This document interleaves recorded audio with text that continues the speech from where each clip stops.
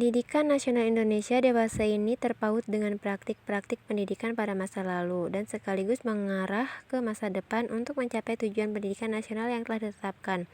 Terdapat berbagai pengetahuan dan nilai sejarah dalam praktik pendidikan bangsa kita di masa lalu, yang dapat kita ambil hikmahnya demi pengembangan pendidikan di masa sekarang dan di masa depan.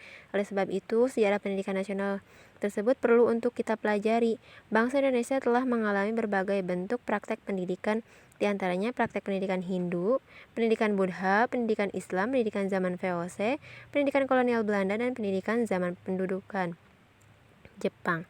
Zaman pendudukan Jepang. Semua ini tentunya akan memperluas wawasan kependidikan kita dan dapat dijadikan sebagai salah satu acuan dalam berpartisipasi membangun pendidikan nasional.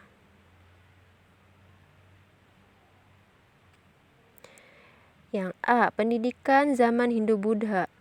Yang pertama, Hinduisme dan Buddhisme.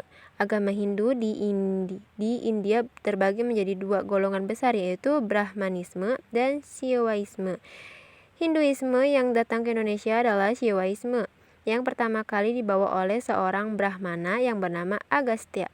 Agama Buddha adalah agama yang disebarkan oleh Siddhartha Gautama di India, yang kemudian terpecah menjadi dua aliran, yaitu Mahayana dan Hinayana. Yang berkembang di Indonesia adalah Buddha Hinayana.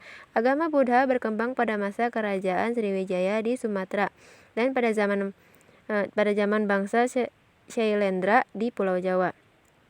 Kedua, faktor-faktor yang kemungkinan berkembangnya peradaban Hindu-Buddha. Yang pertama, faktor ekonomis atau geografis, di mana pada waktu itu perdagangan antara India dan Tiongkok melalui jalan laut. Yang kedua, faktor kultural. Tingkat peradaban bangsa India lebih tinggi dibandingkan dengan penduduk asli Indonesia. Yang ketiga, faktor politis. Terjadi peperangan antara kerajaan India bagian utara dengan kerajaan India bagian selatan. Ketiga, pendidikan Hindu-Buddha. Pendidikan formal atau diselenggarakan oleh kerajaan pada zaman Hindu yang terjadi di kerajaan-kerajaan Tarumanagara. Kutai sudah berkembang, materi pelajaran berpusat kepada ajaran agama, membaca dan menulis, dan bahasa Sangsekerta. Keterampilan membuat candi tidak terlepas dari inspirasi ajaran agama. Demikian juga cara-cara bela diri atau berperang.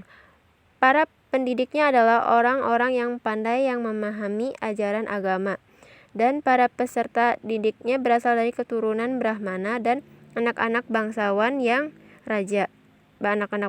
raja. Pada zaman Buddha, pendidikan berkembang pada kerajaan Sriwijaya yang berpusat di Palembang. Sudah terdapat perguruan tinggi Buddha, di mana murid-muridnya berasal dari Indochina, Jepang, dan Tiongkok. Guru yang terkenal pada saat itu ialah Dharmapala. Karya hasil sastra yang ditulis para pujangga banyak yang bermutu tinggi, antara lain Paraton, Negara Kertagama, Arjuna Wiwaha, dan Baratayuda. Para pujangga yang terkenal diantaranya Empu Kawa, Empu Sedah, Empu Panuluh, dan Empu Prapanca. Yang A. Tujuan pendidikan.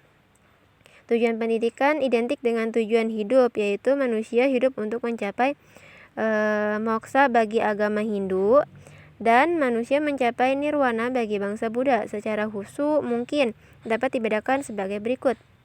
Ada Brahmana, kasta tertinggi. Pendidikan bertujuan untuk menguasai kitab suci, Weda untuk Hindu, dan Tripitaka untuk Buddha sebagai kebenaran dan pengetahuan yang universal. Yang kedua, ada Ksatria sebagai raja yang berkuasa. Pendidikan bertujuan untuk memiliki pengetahuan teoritis yang berkaitan pengaturan pemerintahan.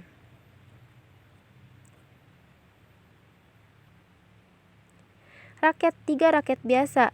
Pendidikan bertujuan agar warga masyarakat memiliki keterampilan yang dibutuhkan dalam hidup sesuai dengan pekerjaan secara turun-temurun.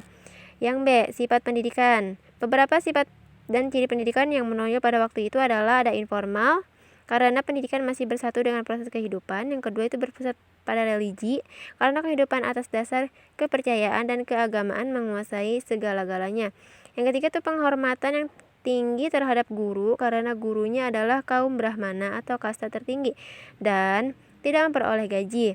Yang keempat, aristokratis, artinya pendidikan hanya diikuti oleh segolongan masyarakat saja, yaitu golongan Brahmana, pendeta, dan golongan bangsawan.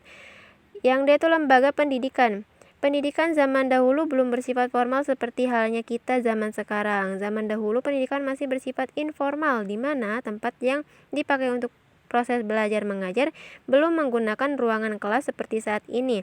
Dahulu, tempat yang biasa-biasa pun bisa dijadikan sebagai lembaga pendidikan. Ada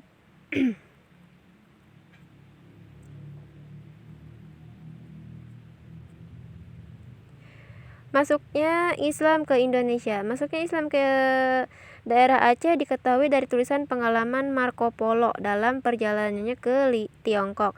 Dalam perjalanan pulang dari Tiongkok, ia singgah di pantai utara Sumatera dan sampai di Perela, yang kemudian lebih dikenal dengan nama Perlak Aceh pada tahun 1292. Marco Polo yang dari Venesia, Italia itu menyebutkan bahwa di Perlak didapat beberapa orang yang telah beragama Islam. Ada beberapa pendapat mengenai masuknya Islam ke Indonesia, yaitu Islam masuk ke Indonesia melalui Persia. Bukti dari pendapat ini ialah sebutan ejaan tulisan Arab seperti Jabar, Jir, dan Peces merupakan bahasa Iran, sedangkan dalam bahasa Arab adalah Fathah, Kasroh, dan Doma. Yang B, Islam masuk ke Indonesia melalui Gujarat atau India. Islam masuk ke Indonesia melalui Gujarat dibuktikan dengan ditemukannya salah satu makanan Raja Islam, Malikul Soleh, yang meninggal tahun 1927 Masehi. Batu nisan itu bertuliskan ayat-ayat Quran dengan huruf Arab dan bentuknya sama dengan batu nisan yang ada di Gujarat, yaitu ukiran-ukiran yang bercorak Hindu gaya Gujarat. Yang C, Islam masuk ke Indonesia melalui Mesir dan Mekah. Haji Abdul Malik Karim Amrullah atau Hamka mengemukakan bahwa agama Islam masuk Indonesia bukan melalui Persia maupun Gujarat.